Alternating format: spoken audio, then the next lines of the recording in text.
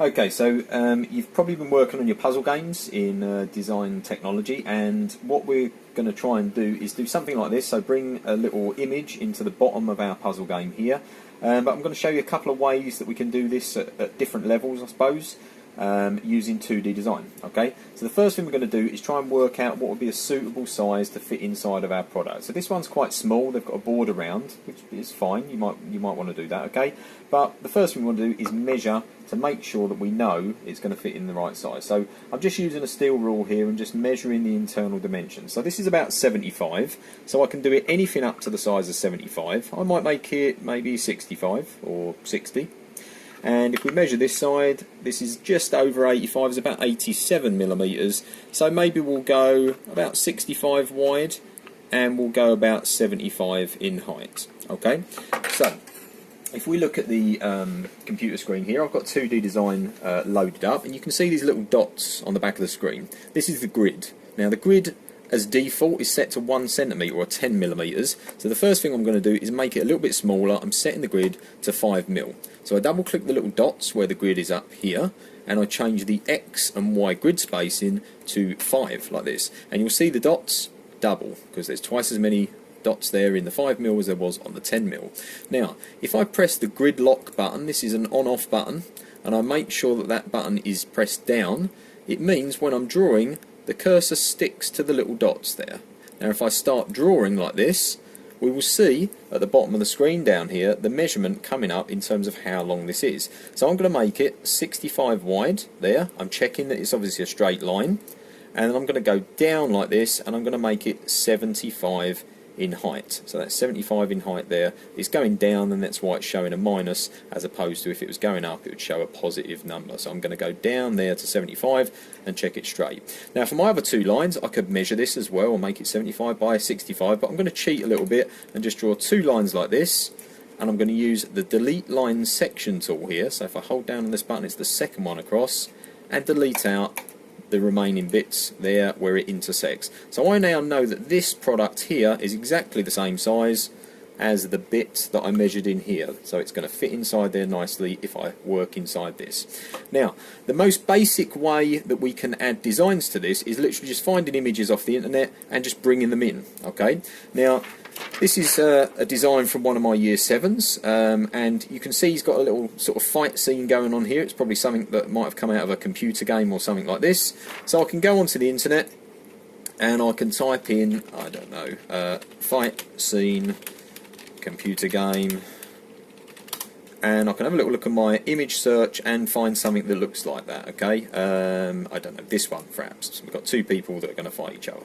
So what I can do with this is I can copy the image and go into 2D design and press Control and V, okay, or I can go to edit and paste there. Control V is the shortcut, and it brings the image in. Now you can see the image is very big at the moment, and I want it to try and fit into this box over here. So the first thing I'm going to do is hold the Shift key down on the keyboard. That makes the proportions stay the same, and then just drag it from the corner like this and make it smaller. Now if I move it so it's just over the top, I'm going to try and get this so that the image fits in. Now proportionally it doesn't work too well, okay, it's a little bit wide, okay, but what we're going to do is just select part of this image to show how we can clip this down. Now at the moment I can't see the box, so I'm going to click the image, I'm going to go to edit at the top here, arrange, and then put to back. Now what we can see now is the box is behind, in front of the image like this, and I can move it around to get it so that I can see the bit I want to be seen. So I can see there's my border. I'm going to get that bit clipped in. Now what I'm going to do is click my box here, select all of those lines of the box just by selecting around the outside. I'm going to go to this tool here, it says clip path. If I hold down, it's the third one along there, and I'm going to choose retain selected object. I click OK.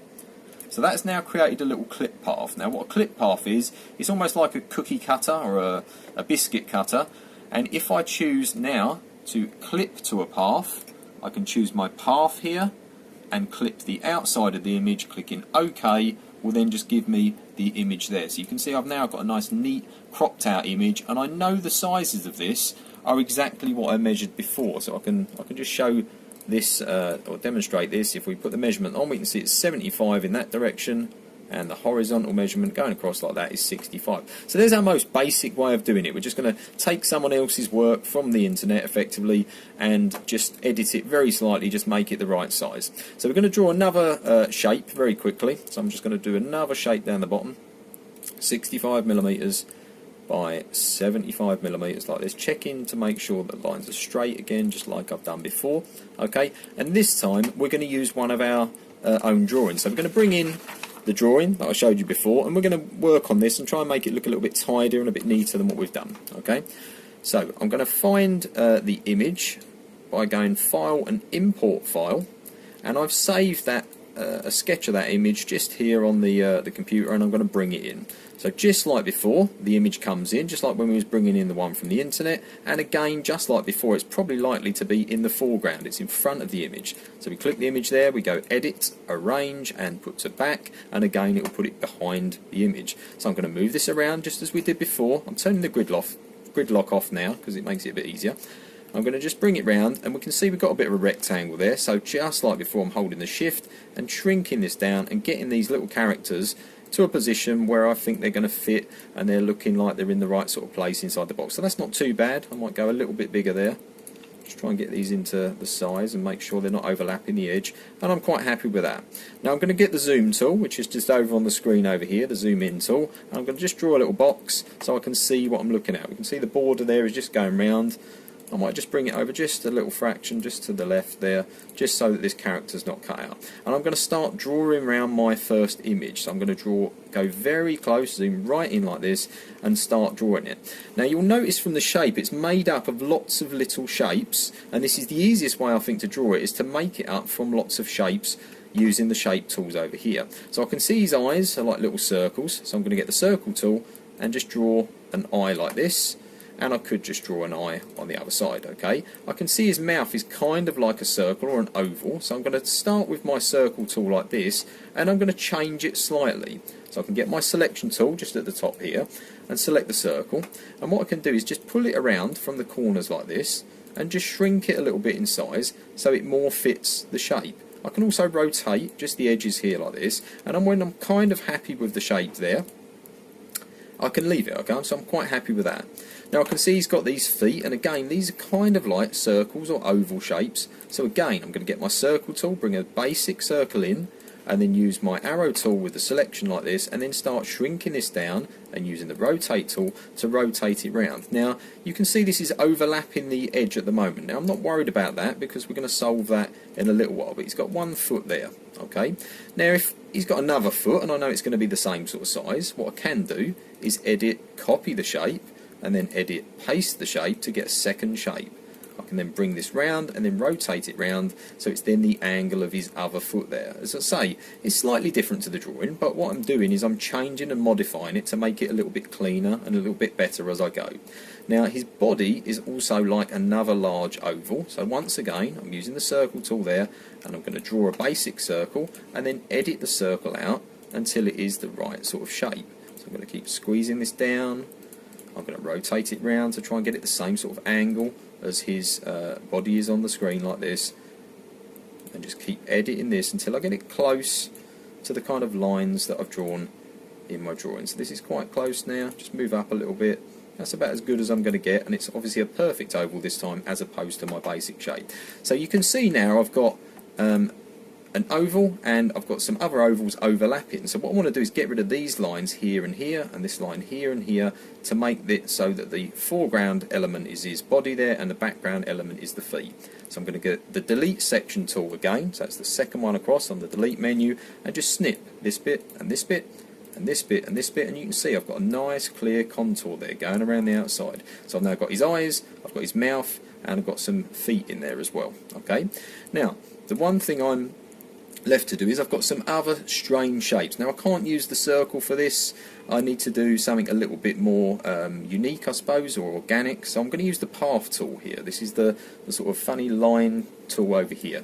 Now when I'm using this, I'm just going to click and start overlapping the shape, because I'm going to cut this later, and I'm going to try and do this with as few clicks as possible, and just try and get a nice clean line. Now when I've finished and done my line, it's always a bit weird because it sort of grabs on and it doesn't know how to stop. So what I do is I press the right mouse button okay, the right mouse button there, and that will finish the line like that. So I've got now an overlapping line there, and I'm going to delete out the bits again that overlap, and I'm going to just leave that in the foreground. Okay, now he's got some arms here, so I'll just quickly do some arms just like when we done the feet. I won't do these really perfectly because we want to get to the next stage. I'll copy and paste and create another arm so it's the same side, and again sort of crop these out so we can see his arms sticking out the side. Now I've done most of the details. Okay, he's got some eyebrows, we'll put those on just as a basic line like this, and another line kind of like that. Okay, but we've got our basic detail done. So what I'm now going to do is zoom out, and I'm going to select my image there and just delete it. Now when we delete, you can see I'm left with my existing image there, and all we need to do now is start adding a bit of colour to this. So what I'm going to do is use this tool here, it's called Bound Fill, and we're going to select the colours that we want to fill in the shapes. So first of all, I'm going to choose the black fill colour and click OK, and I'm going to click his mouth. Now it says any islands. Now what this means is this all going to be coloured in, or are there any bits inside or islands inside that I don't want to colour? Now I want to colour the whole thing, so there are no islands. I'm going to do the same to his eye and his other eye like this, okay? And then I'm going to move on to the next bit. So his little head bit, I think it was green, so I'm going to get my Bound Fill tool, choose the colour, I think it was a dark green like this, and just click this. Again, there's no islands there, so I'm going to colour that in. I'm going to imagine he's got some boxing gloves on, so I'm going to make his gloves red. I'm going to choose a red colour there, and then colour in his arms like this. Okay, and then I'm kind of ready with my outcome, and you can see that this is starting to come to be something a little bit tidier and a bit neater than what we've done before. We've got our own little character being developed there. Okay, so I then work on this for the next character, or maybe some background details and things, and then I'm finished.